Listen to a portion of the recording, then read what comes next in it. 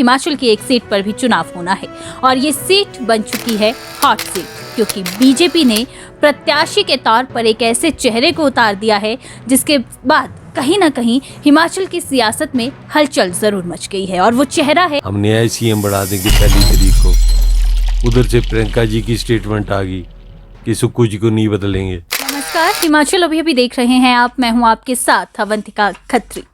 15 राज्यों की 56 राज्यसभा सीटों पर कल चुनाव होने वाला है।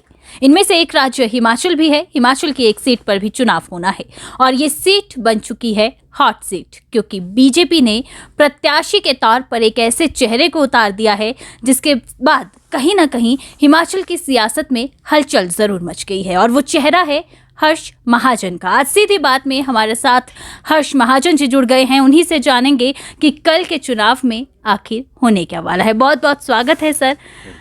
कल चुनाव है, आप मैदान में हैं, क्या कुछ कहना चाहेंगे? मैं एक कैंडिडेट के नाते पहले तो मैं आभारी हूँ श्री नरेंद्र मोदी जी का, अमित शाह जी का और जेपी नड्डा जी का और श्री जयराम जी, बिंदल जी के मेरे को एक कैंडिडेट बनाया और इस लायक समझा मेरे को। और एक कैंडिडेट के नाते मेरे को अपने वोटरों से तो मिलना ही पड़ता है।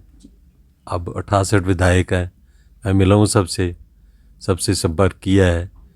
और बहुत कांग्रेस के ऐसे वोटर हैं जो मेरे को बहुत सालों से जानते हैं और मैंने सारों से प्रार्थना किया अपने अंतरात्मा के को देख के सुन के वोट करो। अगर उनको अच्छा लगता कि मैं एक कैंडिडेट ठीक रहूँगा राज्यसभा के लिए तो मेरी प्रार्थना होगी उनसे कि मेरे लिए वोट करो जी।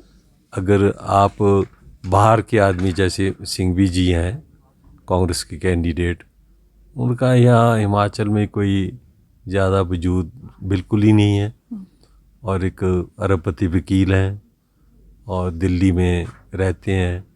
तो मैं तो यहाँ हिमाचल के कोने कोने हर बच्चे को जानता हूँ, तो हर एमएलए को जानता हूँ और मैं श्री वीरभद्र सिंह जी के साथ बहुत काम किया।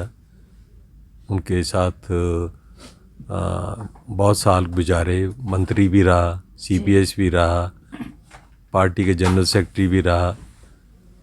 तो इस कुछ चीज़ को देखते हुए लोगों को अगर अंतरात्मा से वोट करेंगे तो मैं अवश्य जीतूँगा जी। कितने विधायक आपको लगता है कि कल अंतरात्मा से वोट कर आपको राज्यसभा पहुंचा देंगे? देखो मैडम, ऐसे है कि सुक्खू जी ने बहुत भ्रम डालने की कोशिश की है और एक व्हिप भी जारी किया है कि व्हिप अभी के इलेक्शन कमीशन ऑफ इंडिया की तरफ से ये क्लियर डायरेक्शन है कि व्हिप नहीं जारी हो सकता, इट इज़ इलीगल। जो व्हिप है कि आपने बोला कि उस दिन प्रेजेंट रहो और मनु सिंघवी जी को वोट डालो, तो ये इलेक्शन कमीशन की गाइडलाइन से विपरीत है। तो वो पता नहीं ऐसे क्यों कर रहे हैं। हम तो 25 ही हैं, वो 40 हैं, तो या तो उनको डर होगा कि कोई अंतरात्मा को देख के वोट डाल देगा। तो ये मैं सारी चीज़ समझता ये व्यर्थ है, ऐसा नहीं करना चाहिए था। पर बहुत नाराज़गी भी है सरकार से, बहुत एमएलए नाराज़ हैं, तो एक अलग अलग किस्म का माहौल बन रहा है। और कभी तो राजीव शुक्ला जी जो इनके हिमाचल के इंचार्ज है ये बोल रहे हैं हम सुक्खू जी को ही बदल देंगे इसके बाद, इसलिए नाराज़ जो है वो वापस आ जाए, हम नया सीएम बढ़ा देंगे 1 तारीख को। उधर से प्रियंका जी की स्टेटमेंट आ गई कि सुक्खू जी को नहीं बदलेंगे। तो एक बड़ा कन्फ्यूजन सा कांग्रेस में पैदा हुआ है जी। तो इसलिए चुनाव इंटरेस्टिंग हो गया। अब देखते हैं क्या होता है जी।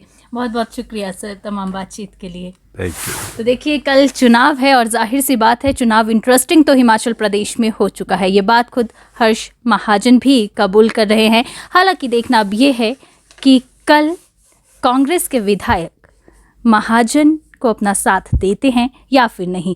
और जाहिर सी बात है, इसमें देखना ये भी होगा कि निर्दलीय जो 3 विधायक हैं वो किस और अपना झुकाव रखते हैं। आप अपनी राय इस पूरे चुनाव को लेकर दे सकते हैं, कमेंट करके जरूर बताइएगा। और इसी के साथ दे इजाजत, नमस्कार।